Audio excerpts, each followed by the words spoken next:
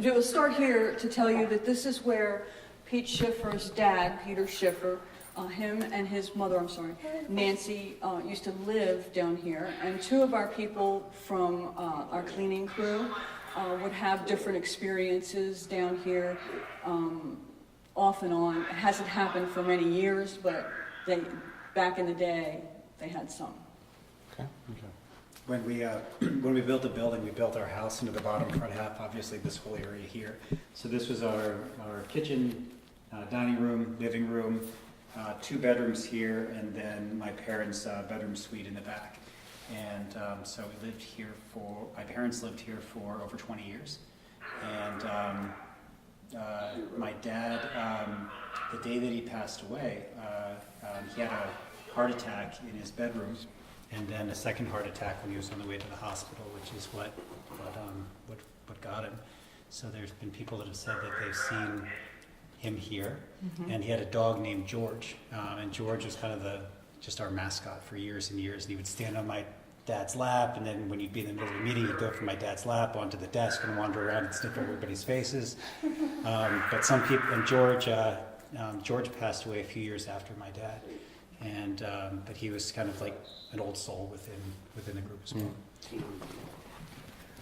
That was our house. This was our garage. My parents used to park their cars right here, and this is our packing room as well. So we've got about 3,000 titles in here that are grouped by new books and then by category and by speed of movement. So we have our packing stations over here, as well as for our truckloads from here, returns are processed back there. So this is where all the books live before they go to all of our customers.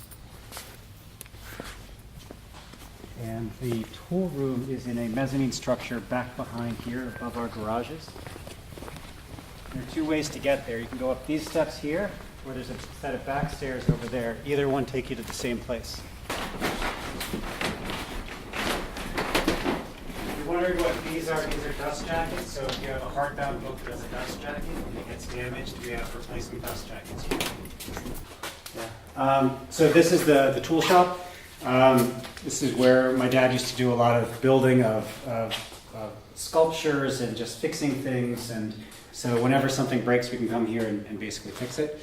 Is the goal. It doesn't get nearly as much use because when my dad lived here, this was kind of his fun place to go.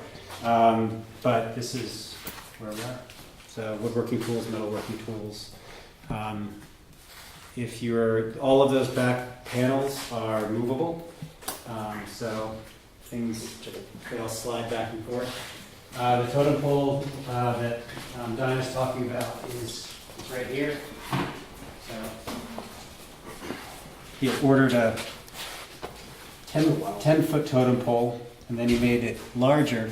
And the reason that it's here is that we have no place inside that would really fit it. It was supposed to fit at the turn of the stairs downstairs, and we made it bigger. It's so big that people wouldn't be able to easily walk around it. Wow. So he ordered it before he passed away, and then it was completed about 6 months after he had passed away. So we picked it up in the Pacific Northwest, and we actually loaded this up onto the truck the same day that we had our collapse in our warehouse, where we had 9 million pounds worth of books fall down, about 300,000 cases. So. Wow. Anyway. This is the location where one of our employees in the sales division came and became incredibly ill, and she had to be taken out of here, Lauren. And then as soon as she left the area, she was fine. So because of the kinds of things that Lauren has had happen to her at Schiffer, we looked at the assumption that maybe it was paranormally related. Now, I'm most familiar with this area because for many years this was my office. Lauren, who sits at this desk, she has been, she's seen a figure, a face looking over her from the computer, alien-like. She's seen legs walk across without a body, just legs. Do you think that Lauren's being here contributes to there being more activity? I don't know if it's that or if it's just that she's able to see activity that's already here that we don't know about. Obviously, the things that she's seeing is not Pete's dad. It's something else. prior to this, we had a sales director who was in that office, and she was working late one night, and she walked out through here and saw a figure disappear in the customer service office. So it was there. Now in my office here, my main thing was that window directs to the south, and that's where I began to see different UFO type things.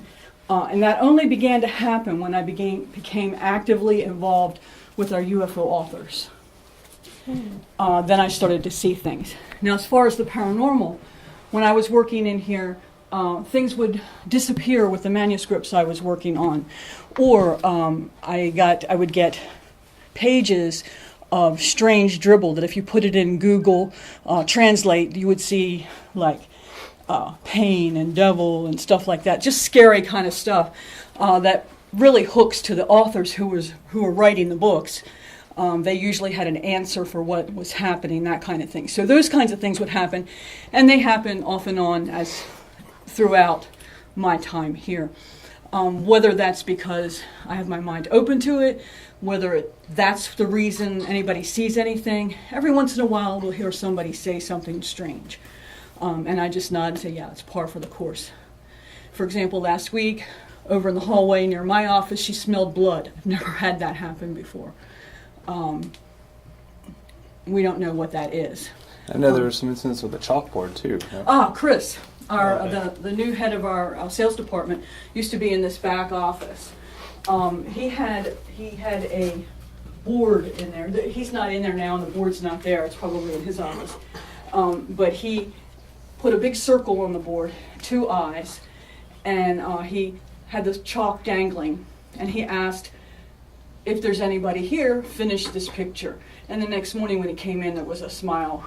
There was a figure, she said, with like a flannel shirt on that appeared to be peeking out behind one of the corners. She saw very briefly, and then it disappeared. That's her account to me. Is there a reason why you think this area would be a hotspot for UFO activity? All I know is that when I started to actively be involved with the UFO line here, we just had 1 or 2 books early on, but then we started to really get more. And when I got into that, it was just like when the ghost world things started to happen, and I started to see things. And I kind of think if you open your mind, that's when you see things, or when you're able to pick things up. But if you close it off, even I think Tim and I were talking earlier, even if somebody sees it, they can close it off. Mm-hmm. Looking out this window, the most recent thing that's happened to me regarding UFOs and the Schiffer property was very, very strange. It was a totally clear day. It was this summer, or in the spring, I should say. The whole sky was blue. Over in the corner there was one puffy cloud, a small one. I was standing at my window in my office because I have a table there that I work on sometimes. And when I looked out over the land, I saw a shadow that had a straight geometric line, straight curve. And it started over here, and it went all the way to the back of the trees back there and covered this whole property and went across the property. And then it was gone. But there were no clouds in the sky to show a shadow like that. Now the interesting part was down here is where some employees at that time have lunch. Our sales director was standing at the pond, and he was watching the shadow go across. There were 3 other people sitting at the table. They never saw anything.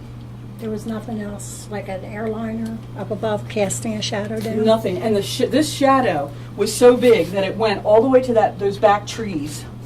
I mean, it was a shadow that went across all the land.